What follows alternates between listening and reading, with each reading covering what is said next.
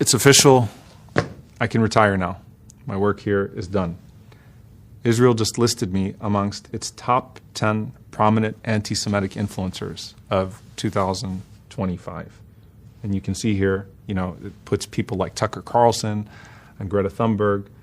And it has these red triangles, ironically, pointing towards us, it seems.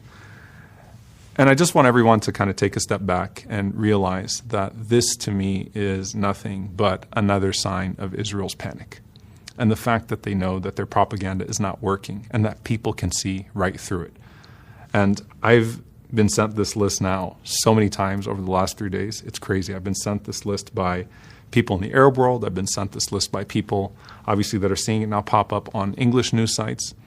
And I want everyone to understand that as Palestinians, we take this as a badge of honor, that they're panicking, that they're falling apart, and they know they're falling apart. In fact, it was really interesting when I sent this to my father. He responded with, "Congrats, you made the honor list." Literally says, "You made the honor list." And you would think, like, this is a man that was born 5 years before the state of Israel even existed. He was born in Palestine as a free Palestinian and has spent his entire life facing the consequences of the occupation and fighting through the consequences of the occupation, coming here to the United States, becoming a professor, debating, taking out ads in local newspapers, doing everything he could to expose the crimes of the state, taking us as children to protests so that we could, feel that same sense of responsibility to our homeland and to this cause. And he's not afraid, because none of us are afraid, and no one should be afraid. I also want you to realize that this is not about me, and this is not about anyone else but you. This is actually about your ability to speak up. This is because Israel does not want people critiquing its crimes. And because they can't withstand the scrutiny, they resort to intimidation time and time again. And they become more ridiculous with every single attempt that they make. And so if you look at the examples that they used for my supposed anti-Semitism, I just want you to look at the two things they put in their report. The first one is children's limbs stolen in Gaza. Children's lives stolen in the West Bank. Children in Palestine continue to wonder why the world does nothing to stop their occupiers. Does that sound anti-Semitic to you? The second post is, for every single voice that you seek to silence, 1 million will speak in their place. My brief address at the National March on Washington today. This was dedicated to our brave student activists arbitrarily detained by ICE at the behest of Israel. Does it sound anti-Semitic to you? Right? They've broadened the definition of anti-Semitism so much that it's become inconsequential. And they've tried so hard to make anti-Zionism a form of anti-Semitism because they're not actually trying to protect Jewish people anywhere. They're trying to protect themselves and shield themselves from any accountability for their crimes, which have now been laid bare for the entire world to see. And so, Israel, we're not afraid of you. And I want you to know, whoever compiled this report, that we're going to do everything that we possibly can do to make sure that we're on your 2026 report and your 2027 report, or however long you continue to traffic in this nonsense.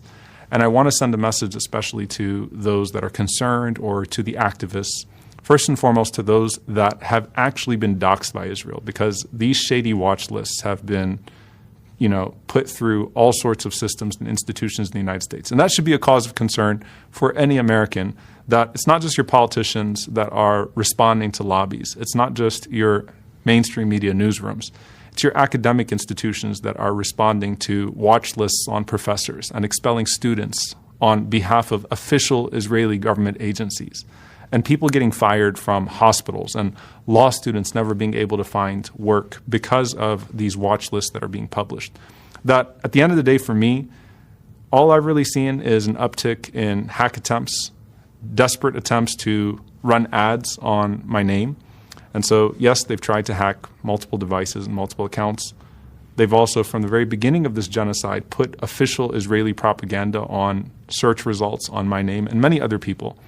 They have obviously trafficked in smear campaigns, and we've seen all these bots that go into comments on every single social media platform and try to originate or amplify smear campaigns that will work with that audience. So if it's towards a Muslim audience or towards a non-Muslim audience, because obviously their goal is to delegitimize.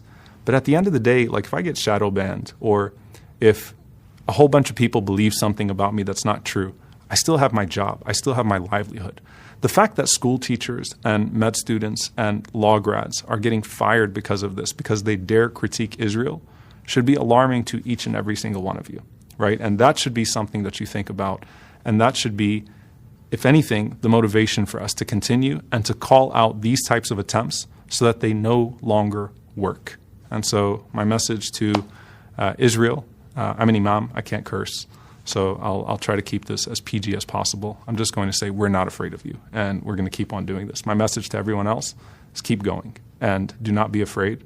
And at the end of the day, these attempts will become more pathetic and pitiful, and our efforts will become more organized and unifying and make evident not just the crimes of the State of Israel against innocent people, but the imperative for everyone to take a moral stand against apartheid, against genocide, against occupation. So thank you for your concern.